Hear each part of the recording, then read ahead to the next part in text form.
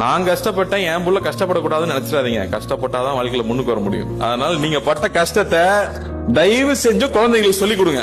அவன் கஷ்டமே படக்கூடாதுன்னு சொல்லி ஐபோன் வாங்கி கொடுக்கறது, அவன் கஷ்டமே படக்கூடாதுன்னு சொல்லி அவனுக்கு தேவையானதெல்லாம் வாங்கி கொடுத்து கெடுத்துறாதீங்க. நீங்க என்ன கஷ்டப்பட்டீங்கன்னு தயவு செஞ்சு சொல்லுங்க. எங்க அப்பா எங்க கிட்ட ஒவ்வொரு நாளும் சொல்லியிருப்பாரு, அநேகமா விஸ்வநாதன் சாரும் சொல்லியிருப்பாரு, டே நான்லாம் 7 கிலோமீட்டர் நடந்து போய் படிச்சேன். அப்பா இந்த கதை எத்தனை தடவைப்பா சொல்லியிருப்பேன் இவங்களும் நினைச்சிருப்பாங்க. ஆனா அந்த கதை அன்னைக்கு போர் அடிக்கும், ஆனா வளர்ந்து வந்ததுக்கு அப்புறமா நிறைய உணர்வும். நம்ம அடுத்தவங்களுக்கு செய்யணும், அடுத்தவங்களுக்கு கொடுக்கணுங்கிற எண்ணம் வர்றதே அந்த கஷ்டங்களை கேட்டு வரும்போது தயவு செஞ்சு நீங்க பட்ட கஷ்டத்தை குழந்தைங்களுக்கு சொல்லி சொல்லி சொல்லி வளங்க. அது ரொம்ப ரொம்ப முக்கியம். அடுத்த ஜெனரேஷன்ல நான் பெரிய கேப்பா பாக்குறது அதுதான். கஷ்டத்தை சொல்றதே இல்லை, அவனுக்கு தெரியக்கூடாது, கஷ்டம் தெரியக்கூடாதுன்னு நினைக்கிறாங்க. கஷ்டம் தெரியணும், கஷ்டம் தெரிஞ்சதா அவன் கஷ்டத்தை உணர போறதில்ல, அட்லீஸ்ட் புரிஞ்சுக்கவாது தெரியணுங்கிறது அவசியமா நான் பாக்குறேன்.